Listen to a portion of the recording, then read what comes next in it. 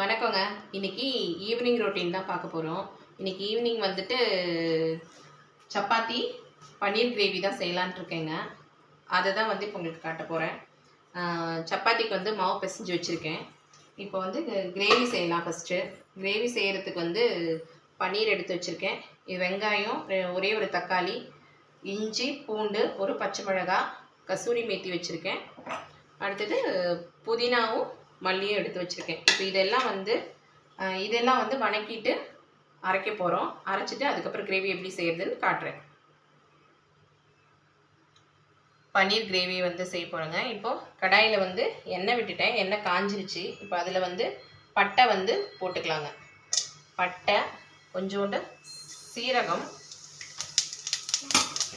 அதில் வெங்காயம், அடுத்து வெங்காயம்,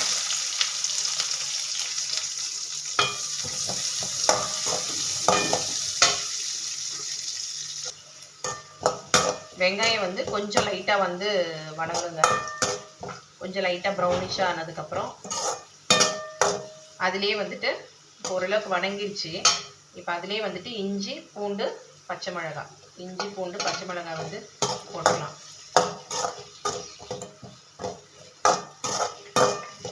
இது ஒரு நிமிஷம் வணங்கினதுக்கப்புறம் தக்காளி போட்டுடலாம். வெங்காயம், இஞ்சி, பூண்டெல்லாம் வந்து ஓரளவுக்கு வணங்கிடுச்சுங்க.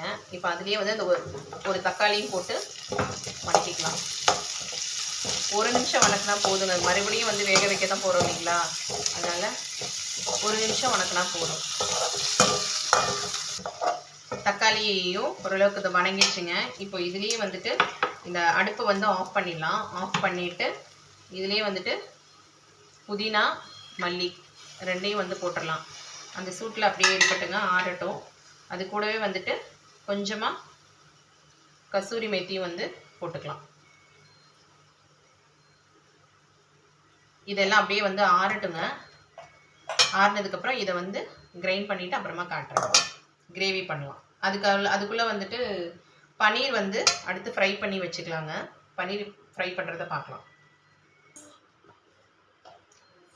இப்போ வந்து பன்னீர் வந்து ஃப்ரை பண்ணலாங்க. அதுக்கு பன்னீர் வந்து மேரினேட் பண்ணிக்கலாம். பன்னீர் வந்து கட் பண்ணி வச்சுருக்கேன். இப்போ அதில் வந்து உப்பு கொஞ்சம், மஞ்சள் பொடி கொஞ்சம் போட்டுக்கலாம். அடுத்தது மிளகாய் பொடி வந்து கொஞ்சம் போட்டுக்கலாம். இப்போ இது கூட வந்துட்டு சீரகப்பொடி வந்து கொஞ்சமாக சேர்த்துக்கலாங்க. சீரகப்பொடி கொஞ்சம் சேர்த்துக்கிட்டோன்னா தான் வந்துட்டு இந்த ஃப்ளேவர் நல்லாயிருக்கும். அதனால் சீரகப்பொடி கொஞ்சமாக சேர்த்துக்கோங்க. நிறையவும் சேர்த்துறாதீங்க. நிறைய சேர்த்திங்க அப்படின்னா ஒரு மாதிரி கசப்பாயிடும். இது வந்து மிக்ஸ் பண்ணிக்கலாம். இதில் வேணும் அப்படின்னா நீங்கள் இஞ்சி பூண்டு மிக்ஸ் பண்ணிக்கலாம். நான் இஞ்சி பூண்டு வந்து மிக்ஸ் பண்ணலைங்க. ஏற்கனவே அதுக்கு கிரேவியில் தான் போட போகிறோம் அப்படிங்கிறதுனால. தனியாக ஃப்ரை பண்ணி சாப்பிட்றதுனா இதில் வந்துட்டு இஞ்சி பூண்டு மிக்ஸ் பண்ணி ஃப்ரை பண்ணி சாப்பிட்டிங்கன்னா நல்லாயிருக்கும். இப்போ ஃப்ரை பண்ணியாச்சு. எண்ணெயில் வந்து பொரிச்சு எடுத்துடலாங்க. இப்போ வந்து ஃப்ரை பண்ணிக்கலாங்க. பன்னீர் தவாவில் வந்து எண்ணெய் ஊற்றி வச்சுருக்கேன். அதில் வந்து பன்னீர் வந்து வச்சுக்கலாங்க.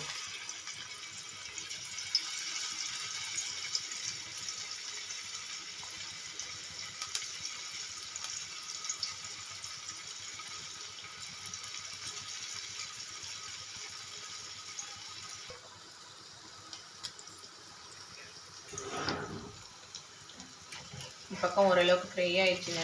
அடுத்த பக்கம் திருப்பி போட்டுடலாம். இது உடனே இது பண்ணணுங்க. ரொம்ப நேரம் ஃப்ரை பண்ணிங்க அப்படின்னா ரப்பர் மாதிரி ஆகிடுங்க. டேஸ்ட்டு சாஃப்டாக, அது பன்னீர் வந்து சாஃப்டாக இருக்காது, ஒரு மாதிரி ஹார்டாகிடும். அதனால் உடனே எடுத்துருங்க. இந்த பக்கம் ஒரு 2 மினிட்ஸ், இந்த பக்கம் ஒரு 2 மினிட்ஸ் போட்டிங்கன்னா போதும்.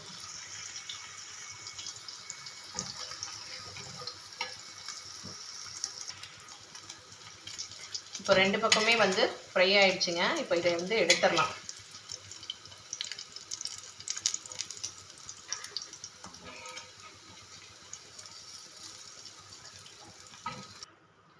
அவ்வளோதாங்க. இது ஃப்ரை பண்ணி எடுத்தாச்சு. அடுத்தது ஏற்கனவே இது வந்து நம்ம வணக்கி வச்சுருக்கோம் இல்லைங்களா, இதை வந்து அரைச்சிட்டு வந்துடுறேங்க. அரைச்சிட்டு வந்து கிரேவி எப்படி பண்ணுறதுன்னு பார்க்கலாம். இப்போ வந்து அரைச்சாச்சுங்க. இப்போ வந்து கிரேவி செய்யலாம் வாங்க.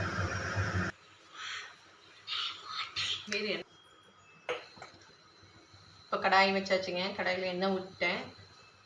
எண்ணெய் காஞ்சிட்ருக்கு. வந்து சீரகம் வந்து போட்டுட்டு, சீரகம் 1 ஸ்பூன் போட்டுட்டு இந்த அரைச்சி வச்ச இந்த கிரேவியை வந்து இதில் வந்து போட்டுடலாங்க.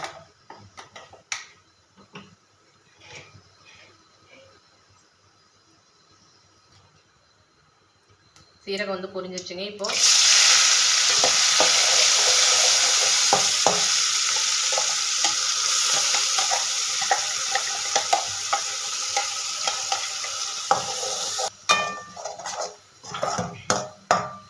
இப்போ இது வந்து ஒரு 2-3 மினிட்ஸ் வந்துட்டு இது வந்து வணங்கட்டுங்க. வணங்கினதுக்கப்புறம் இதில் வந்து மசாலாலாம் வந்து சேர்த்துடலாம். கிரேவி இது வந்து நல்லா எண்ணெய் பிரிஞ்சு வந்துருச்சுங்க. இப்போ இதில் வந்து மசாலா வந்து சேர்த்துக்கலாம். மசாலா சேர்க்கறதுக்கு முன்னாடி ஃபஸ்ட்டு வந்து உப்பு வந்து சேர்த்துக்கலாங்க.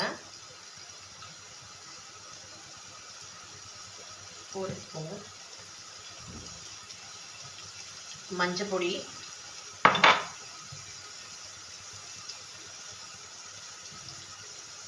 மல்லிப்பொடி வந்துட்டு ஒரு ஸ்பூனு, மிளகாய் பொடி வந்துட்டு கொஞ்சமாக சேர்த்துக்கலாம். காரத்துக்கு ஏற்ற மாதிரி நீங்கள் சேர்த்துக்கோங்க. நான் கம்மியாக தான் சேர்க்குறேன். அவ்வளோதான். எல்லாமே உங்கள் காரத்துக்கு ஏற்ற மாதிரி நீங்கள் வந்து சேர்த்துக்கோங்க. இப்போது எல்லாம் மிக்ஸ் பண்ணியாச்சு. இதில் வந்து தண்ணி விட்டு இதை வந்து வேக விட்டுக்கலாம்.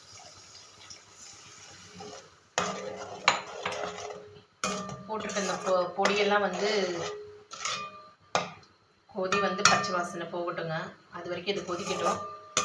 கொதித்து வரும்போது இந்த பன்னீர் அதில் போட்டு இறக்கிடலாங்க.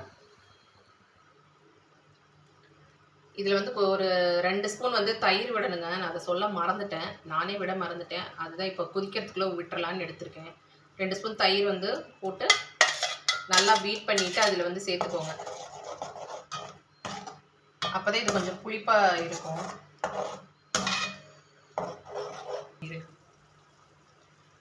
இப்போ கிரேவி நல்லா கொதிச்சிருச்சுங்க. இப்போது இதில் வந்து பன்னீர் போட்டு ஒரு 5 மினிட்ஸ் வந்து லோ ஃப்ளேமில் வந்து வச்சுக்கலாங்க. பன்னீர் போட்டு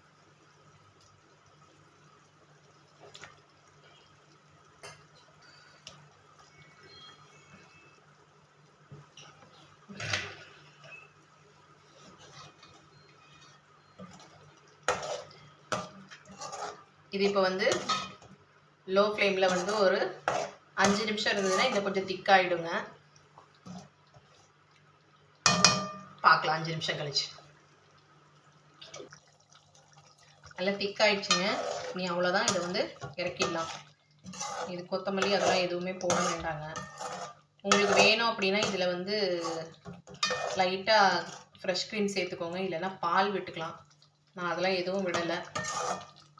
அவ்வளோதாங்க.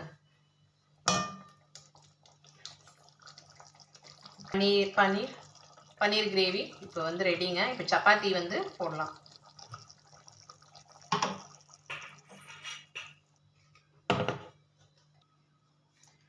இப்போ வந்து சப்பாத்தி வந்து தேய்ச்சிக்கலாங்க.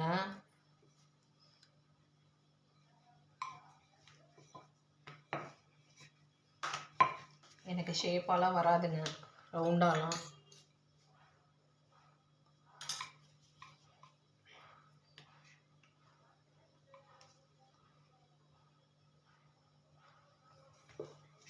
இந்த ட்ரையாங்கிள் சப்பாத்தி தான் ஜாஸ்தி போடுவோம்.